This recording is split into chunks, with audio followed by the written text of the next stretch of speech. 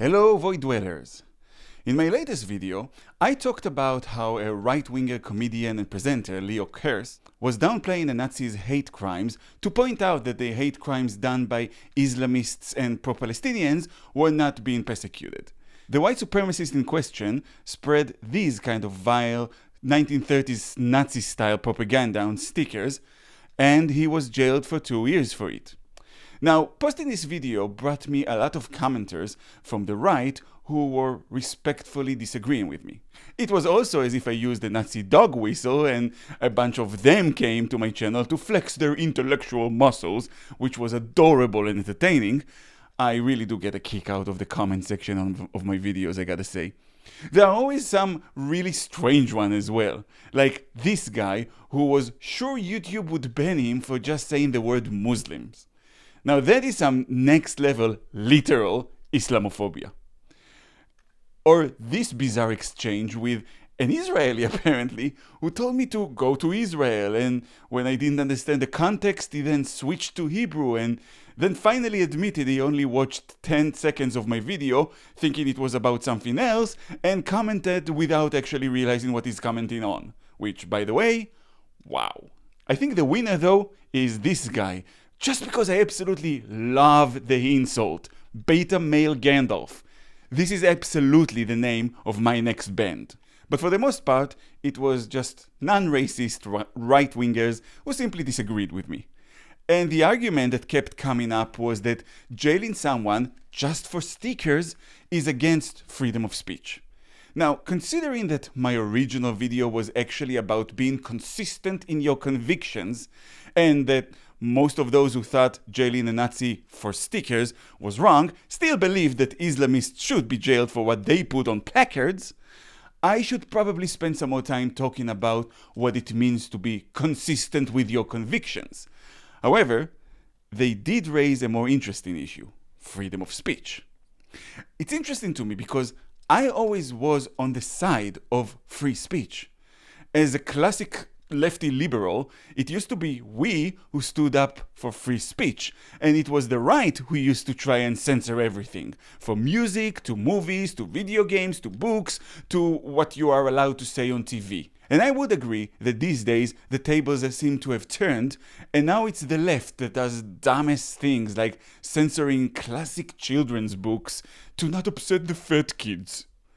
But the right-wingers who commented on my video seem to think that jailing someone for spreading vile hate that has been proven historically to have the potential to drive people to violence is not all right. Apparently, freedom of speech is that everybody is allowed to say whatever they want.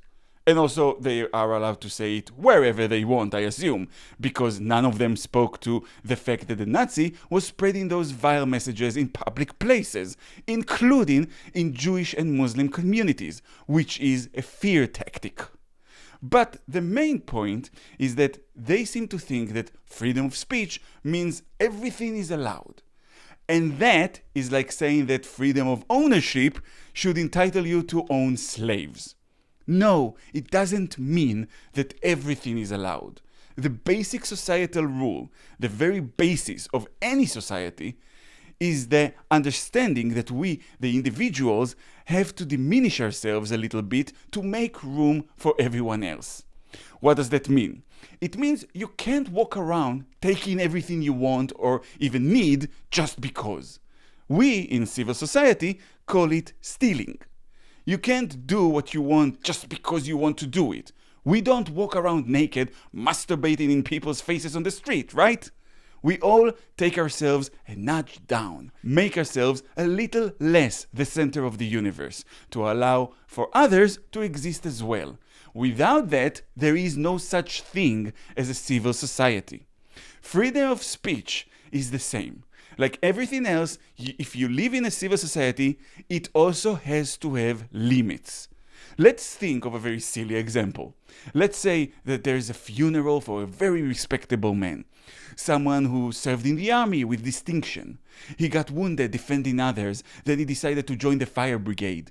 He spent his life rescuing babies from flaming buildings. In his spare time, he volunteered for the homeless.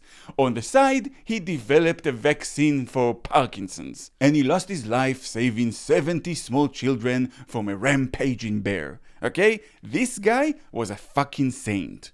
And at his funeral, hundreds of heartbroken people are weeping and crying. His 10 children, from 16-year-old Jack to 3-year-old Susie, are sitting around the grave crying their eyes out. And yes, if you do the math, apparently Mrs. Saint is quite a trooper herself, and she's there too, crying with the rest of them. And then someone comes into the funeral, naked, and starts screaming that this man was a horrible commie and it's a good thing he's dead. And he goes to the children and he says, your daddy used to fuck donkeys. He was a sex pest and a murderer, and you should all kill yourselves for his crimes. Now, I think that most of us would agree that we'd want this man to be silenced and removed from the funeral. We'd want to spare the children the extra pain of not only losing their saint of a father, but of hearing the ravings of a lunatic about him, right? Because if we don't live in a society where children can't even bury their father and mourn in peace, what's the fucking point of the so-called civilization, right? I mean, the entire reason we come together as people to create a society is to make our lives a little less frightening, maddening, and unbearable. If you go alone out there in the wild, that's a constant struggle that you'll lose, and sooner rather than later. So we humans form societies, which is basically just us cooperating with each other, to make everyone's life a little less harsh and more tolerable. And to do so, we need to have certain basic rules. You can't take what you want. You can't do everything you want to do wherever you want to do it. You have to show consideration for other people, and they have to show the same consideration to you. And that is why you can't say everything you want wherever you want to say it. If you heard of someone going into kindergartens and started reading the children erotic novels, you wouldn't say, hey, he has a right for freedom of speech, right? You wouldn't say he shouldn't be arrested for speaking, or this is not a free society, right? Everybody has a limit they put on freedom of speech, because we have to, because there has to be a limit on anything in a civil society. The only thing that we don't agree on is where the limit should be. Now, as I said, I was always very much pro freedom of speech, very much against censorship. But I never had a problem with the American parental advisory stickers, for example, that they put on music albums, or the rating systems that we have in place in the West for movies, TV shows, and video games. I view it as an acceptable compromise. We're not banning stuff. Everything is still available to you as an adult, but we make sure that people are aware of the type of content it is, so they can make a learned decision for themselves as well as for the children. And the same should be true about other forms of free speech. The thing we need to remember is that words are powerful. Words can change the world. They can influence people, they can manipulate them, and they make them do or support horrible things. Before the Nazis started attacking people physically, they incited the public. Through publication such as Der Stürmer, they repeatedly pushed the idea that Jews are conspirators whose main goal is to damage the country and come after the German family. In fact, the messages on the white supremacist stickers are almost identical to those Nazi propaganda messages from the early 20th century. And this hate campaign culminated in what was known as the Night of Broken Glass, or Kristallnacht in German, when in 1938 mobs all around Germany and Austria, especially in Berlin and Vienna, rampaged against Jews, attacking men, women and children, burning houses and synagogues.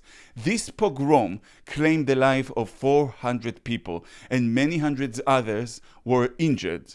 And most participants in the pogrom were not Nazis, they were normal citizens. In one reported incident, the mob led a group of Jews to a river, threw them in, and spat and threw rubbish at them. Half of this group was made of children, some of them as young as 5 years old. Imagine a 5-year-old child being thrown into a river and spat on by an angry mob. The human creature is not a smart creature. It's not a logical creature, and it's not a compassionate creature by nature. It can become those things through education, but it can also become a horrific monster, as we saw throughout history again and again and again. Most recently, on the 7th of October. The Nazis used words, just words on paper, much like the words on stickers, to twist the minds of people, to enrage the public, to make them so angry and afraid they lost all sense of humanity, their own and that of their victims. And in their twisted, diseased minds, they justified throwing little children into a river and spitting on them. Can you imagine yourself doing something so horrific? Of course not. But under the right pressure of words, you might find yourself in that situation. That is the power of words. That is exactly why every Western country has laws against hate speech. Free speech is important in a civilized society. We need it to be able to exchange ideas in order to learn and evolve. I myself make sure to follow all sorts of people on social media. People from the right, people from the left, atheists, religious people, anyone who is being reasonable and civil, I will follow. Or at least be funny. I also tend to follow you if you're funny. The point is, I'm a great believer in free speech. And there's a lot I would say is permissible.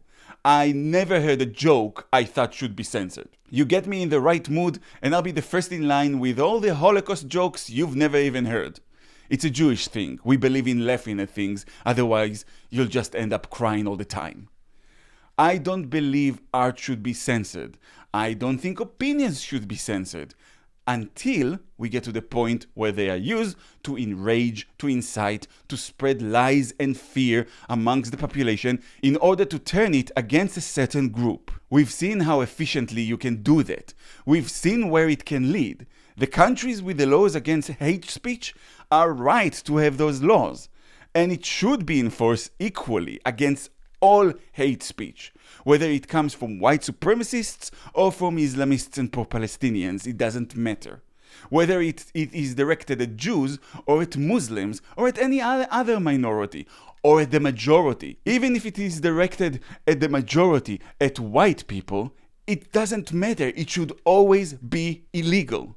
It should always carry punishment, and the punishment should always be severe, because spreading hate throughout society like that, in its essence, is an attempted murder.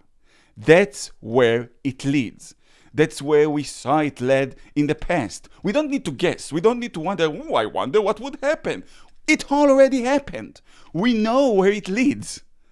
And as said, the point of living in a society, in a civilized society, is that we all diminish ourselves a little bit to make room for others. You can own many things, you cannot own people. You can take many things, you cannot take things that belong to others without consent. You can have any kind of sex that you want with all the rainbow of sexual orientation and fetishes, as long as it doesn't involve minors or harming others, and you do it in the inappropriate places and not in public.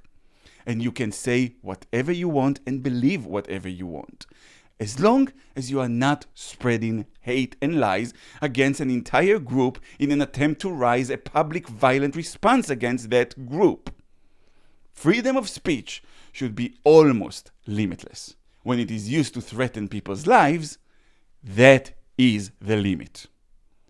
And by the way, just as a closing note, that includes debilitating lies. That includes lying about a person or a group in a way that meant to damage the group or the person. Lying about a person or a group is also illegal in a lot of countries, and it should be illegal. Also, if you are a news outlet and you push anti-Semitic propaganda in the guise of covering the war, but you actually just push the propaganda of a terror organization, that should be illegal too, and you should be made accountable for that as well. But I'm getting ahead of myself. It's something I'll discuss yet again in a future video.